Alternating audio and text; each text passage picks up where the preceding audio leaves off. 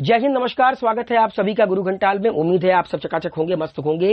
हाजिर हूं फिर से कुछ नए क्वेश्चंस के साथ इंडियन पॉलिटी के ऊपर। आइए देखते हैं सबसे पहला सवाल क्या है। सबसे पहला सवाल है दोस्तों कि इस वक्त हमारे देश में राइट टू प्रॉपर्टी की पोजीशन क्या है, स्थिति क्या है। एक वक्त में राइट टू प्रॉपर्टी, जिसको फंडामेंटल राइट के अंडर में काउंट किया जाता था, 44th अमेंडमेंट एक्ट कर 1978 में जनता गवर्नमेंट की सरकार ने इसको फंडामेंटल राइट से बाहर निकाल दिया। तो नाउ राइट टू प्रॉपर्टी की पोजीशन क्या है। तो राइट टू प्रॉपर्टी दोस्तों लीगल राइट है, available to any person. It is a legal right available to any person. Now अगला सवाल, राइट टू प्रिवेसी को किस आर्टिकल के अंडर प्रोटेक्ट किया गया है।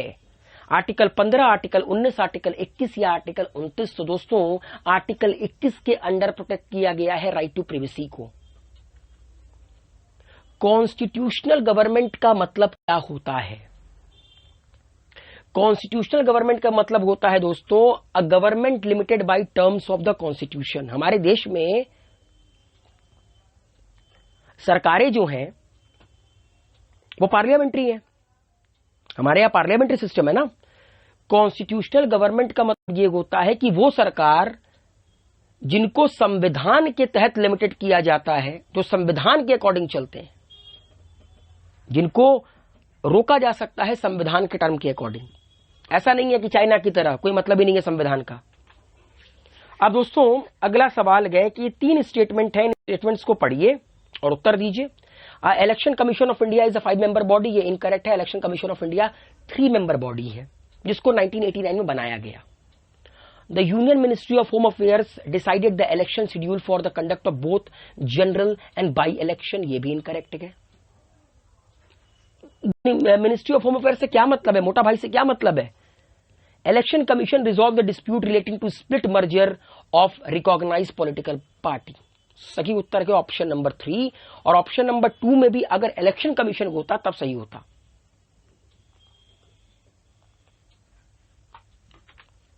Right to vote and to be elected in India, ये किस तरह का अधिकार है। Fundamental right, natural right, constitutional right या लीगल राइट। तो सही उत्तर है दोस्तों वोट करने का अधिकार और चुन कर आने का अधिकार, ये संवैधानिक अधिकार है, ये कॉन्स्टिट्यूशनल राइट है। नाउ फिर से आपके सामने 2 स्टेटमेंट है। In the election for Lok Sabha और state assemblies the winning candidate must get at least 50% of the votes polled to be declared elected. ये इनकरेक्ट है। ऐसा थोड़ी ना है कि हिंदुस्तान में चुनाव जीतने के लिए जितना भी वोट पड़े 50 + 1% आपको पड़ेगा तभी आप जीतोगे। इसका तो कोई मतलब नहीं है। According to the provision laid down in the Constitution of India, in Lok Sabha, the speaker post goes to the majority party and the deputy speaker to the opposition. ये सरासर इनकरेक्ट है। इसका कोई मतलब नहीं है कि speaker of Lok Sabha ruling party का होगा, डेप्यूटी स्पीकर ऑपोजिशन पार्टी का होगा। तो नीदर 1 नॉट 2।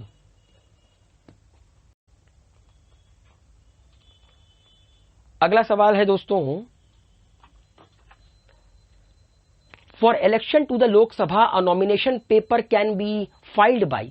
लोकसभा इलेक्शन के लिए इनमें से वो कौन है जो नॉमिनेशन पेपर को फाइल कर सकते हैं। Anyone residing in India, a resident of the constituency from which the election is to be contested, any citizen of India whose name appear in the electoral roll of a constituency. ये इसका सही उत्तर है। अगर भारत में कहीं पर भी, भारत का कोई भी नागरिक अगर उसका नाम किसी भी कॉन्स्टिट्यूएंसी के इलेक्टरल रोल में है तो वो नॉमिनेशन पेपर को फाइल कर सकता है लोकसभा के इलेक्शन के लिए। हिंदुस्तान में जुडिशियल रिव्यू का मतलब क्या होता है। तो सही उत्तर है दोस्तों the power of the judiciary to pronounce upon the constitutionality of laws and executive order. जो भी सरकार काम करे या जो भी कानून बनाए जाए वो संवैधानिक तरीके से बनाए जाए, इसको देखने का जो पावर होती है जुडिशरी के पास, उसको जुडिशियल रिव्यू कहा जाता है। इसीलिए हमारे देश में छोटी छोटी बातों पर लोग पहुंच जाते हैं सुप्रीम कोर्ट पे, ये कहकर कि सरकार ये जो कर रही है ये असंवैधानिक है। दोस्तों पार्लियामेंट्री फॉर्म ऑफ गवर्नमेंट जो कि हमारे देश में है, उसकी मेन एडवांटेज क्या होती है। The executive and legislature work independently, it provides continuity of policy and is more efficient. The executive remain responsible to the legislature. ये करेक्ट उत्तर है कि सरकार कोई भी हो उसकी जवाबदेही होती है किसको, लेजिस्लेचर को, पार्लियामेंट को। और यही मेन एडवांटेज है पार्लियामेंट्री फॉर्म ऑफ गवर्नमेंट का। Local self government can be best explained as an exercise in democratic decentralisation. और ये जो टर्म है ना डेमोक्रेटिक डिसेंट्रलाइजेशन, ये बलवंत राय मेहता कमिटी ने अपनी रिपोर्ट में लिखा था 1978 में जब उन्होंने रिपोर्ट रखी थी। Which principle among the following was added to the directive principles of state policy by the 42nd amendment to the constitution? मैं आपको बता देना चाहता हूं, इंदिरा गांधी ने जब 42वां संशोधन किया था तो article 39, article 39A, article 43A और आर्टिकल 48 को जोड़ा गया था। आई थिंक 48 को जोड़ा गया था किसमें? भारत के संविधान में। तो सवाल यह है कि 42nd अमेंडमेंट एक्ट कर अच्छा which among the following principal,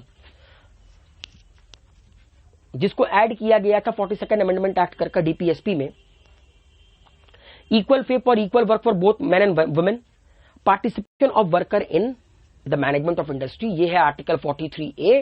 जैसा कि मैंने बताया, इसी को ऐड किया गया था 42nd अमेंडमेंट एक्ट कर। अगला सवाल के दोस्तों कि जो भारत के नागरिकों की फंडामेंटल ड्यूटीज होती है उसके रिगार्डिंग दो स्टेटमेंट आपको दिया है, आपको इसको सॉल्व करना है। A legislative process has been provided to enforce this duties, they are correlative to legal duties. दोस्तों ये दोनों इनकरेक्ट है, लीगल ड्यूटीज से इसका कोई कोरिलेशन नहीं है और किसी भी तरह के लेजिस्लेटिव प्रोसेस को नहीं किया जाता है फंडामेंटल ड्यूटीज को इन्फोर्स करने के लिए। फंडामेंटल ड्यूटीज इन्फोर्सेबल नहीं है लाइक फंडामेंटल राइट। अब आपको बताना है दोस्तों इनमें से कौन सा स्टेटमेंट करेक्ट है। Right are claims of the state against the citizens, ठीक है। Right are privilege which are incorporated in the constitution of state. Right are the claim of the citizens against the state, ठीक है। Rights क्या होता है? Rights होता है नागरिकों का अधिकार जिसको वो क्लेम कर सकते हैं सरकार से। अब अगला सवाल क्या है दोस्तों कि right against exploitation in the constitution, उसके रिगार्डिंग कौन सा स्टेटमेंट करेक्ट है? Prohibition of traffic in human labour, in human beings and force labour, ये करेक्ट है। एबोलिशन ऑफ अनटचेबिलिटी, ये तो आर्टिकल 17 में आता है, कोई मतलब नहीं है। Protection of interest of minority, इसका भी कोई मतलब नहीं है राइट अगेंस्ट एक्सप्लॉयटेशन से।